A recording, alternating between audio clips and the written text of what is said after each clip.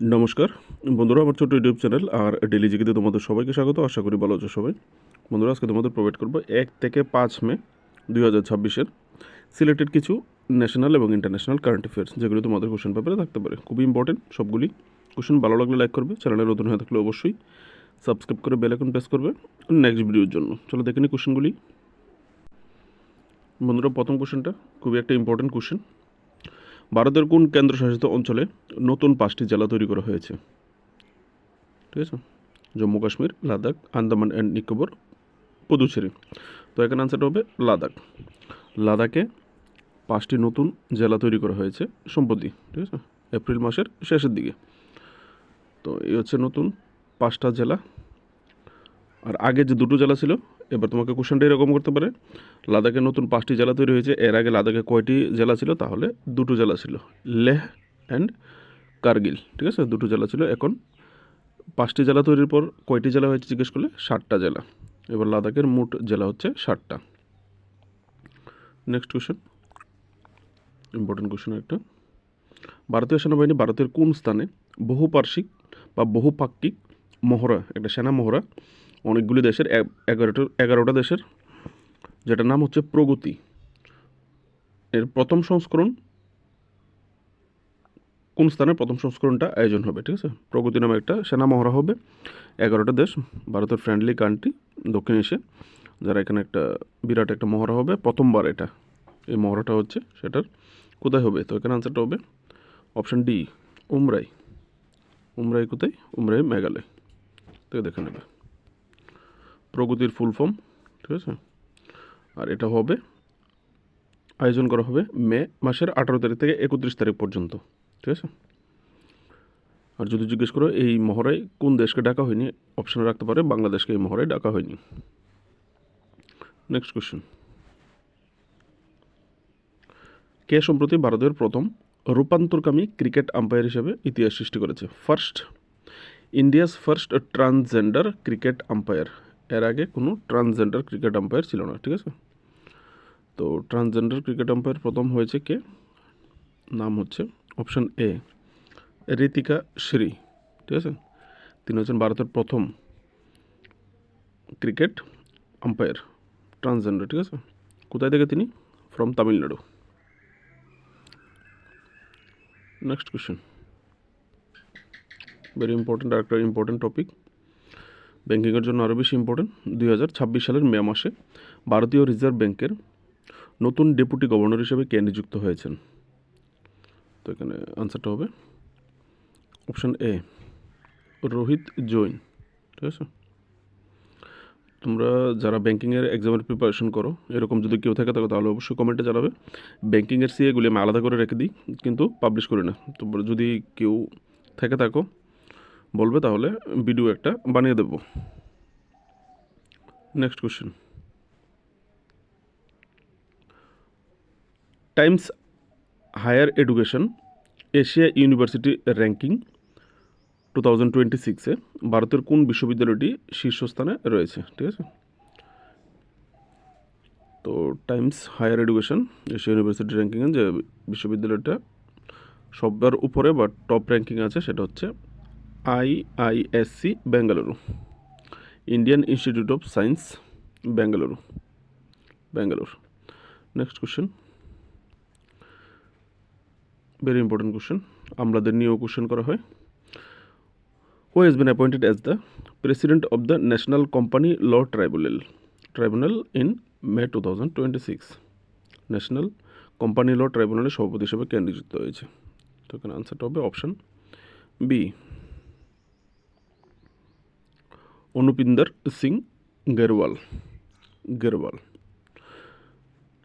Next question, very important question. 2026 সালের মে মাসে ভারতের কোন রাজ্যটি প্রথম রাজ্য হিসেবে, ঠিক আছে, ভারতের মধ্যে প্রথম রাজ্য হিসেবে উঠে এসেছে কিসে?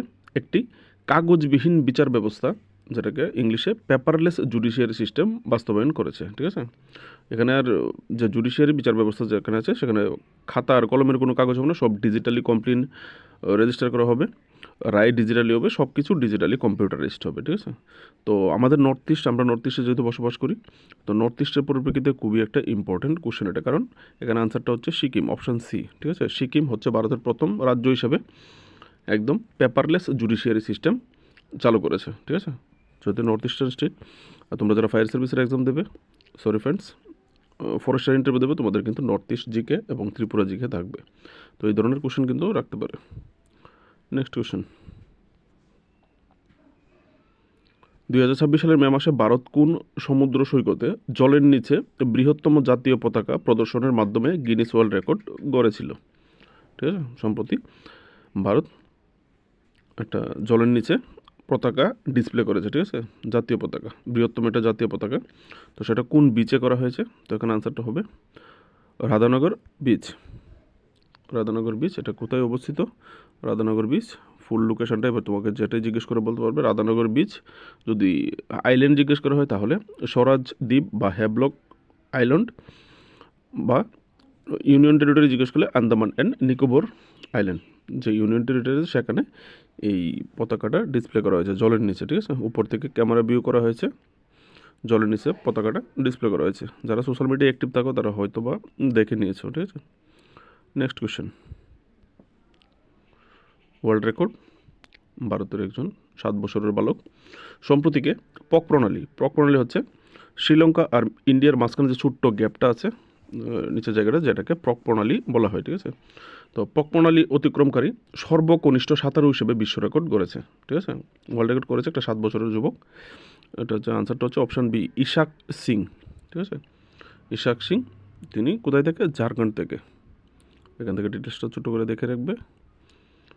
7 বছরের বালক, ঝাড়খণ্ড থেকে কোথায় গেছে যদি জিজ্ঞেস করে, তাহলে 29 কিলোমিটার তিনি গেছেন 9 ঘন্টা 50 মিনিট সাঁতরে। ঠিক আছে, সুইমিং করে।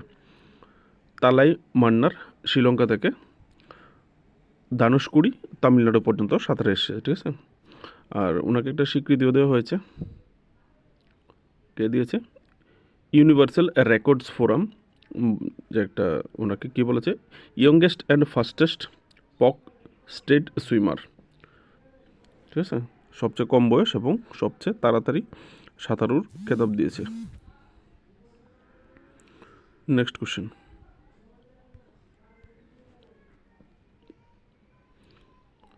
অ্যাক্সেস নাওয়ের ইন্টারনেট শাটডাউন রিপোর্ট 2026 অনুযায়ী ইন্টারনেট শাটডাউনের ক্ষেত্রে বিশ্বে ভারতের অবস্থান কত? এই ডাটাগুলি 3PSCর এক্সামের জন্য ইম্পর্টেন্ট। ঠিক আছে, তো according to access now internet shutdown report 26 বলেছিলাম। ঠিক আছে, সরি, বাংলাটাতে আমি 26 টাইপ করেছিলাম। তো 25 অ্যাক্সেস নাও ইন্টারনেট শাটডাউন রিপোর্ট 2025 অনুসারে ভারতের অবস্থান কত বিশ্বে? ভারতের অবস্থান হচ্ছে দ্বিতীয়। শাটডাউন বলতে যে কমিউনাল বা জাতিগত দাঙ্গা বা কোনো বড় ধরনের আন্দোলন অ্যাক্টিভিটিস যেরকম ইন্টারনেট শাটডাউন করে দেওয়া হয়, বন্ধ করে দেওয়া হয়, এখানে এই কথাটাকেই বলা হয়েছে। ঠিক আছে, ইন্টারনেট শাটডাউন রিপোর্ট 2025।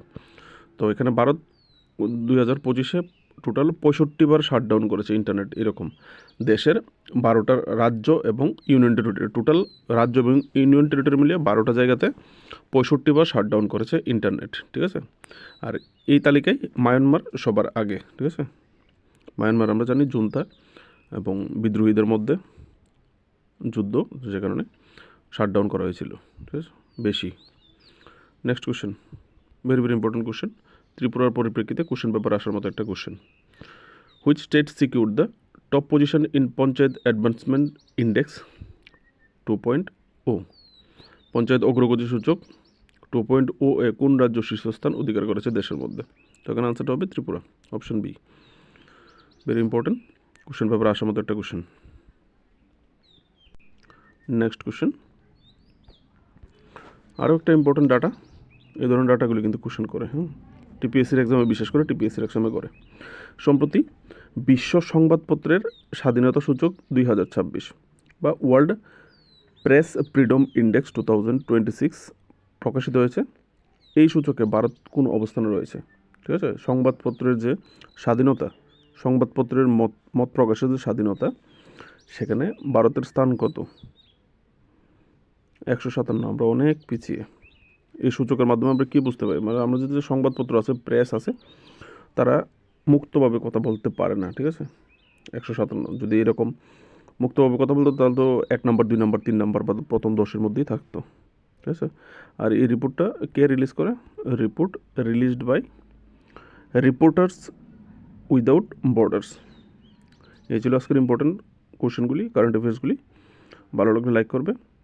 আরও ইম্পর্টেন্ট টপিক গেছে মাঝখানে, ইলেকশন গেছে, রেজাল্ট গেছে। তো চিফ মিনিস্টার হলেই, প্রত্যেকটা রাষ্ট্রের যখন রাজ্যের চিফ মিনিস্টার শপথ নেবে তখন কোশ্চেনগুলি করে দেবো, কোন রাজ্যে কোন পার্টি কীরকম করে কী করেছে। ঠিক আছে, ওই সঙ্গে এসে যাবে। নমস্কার।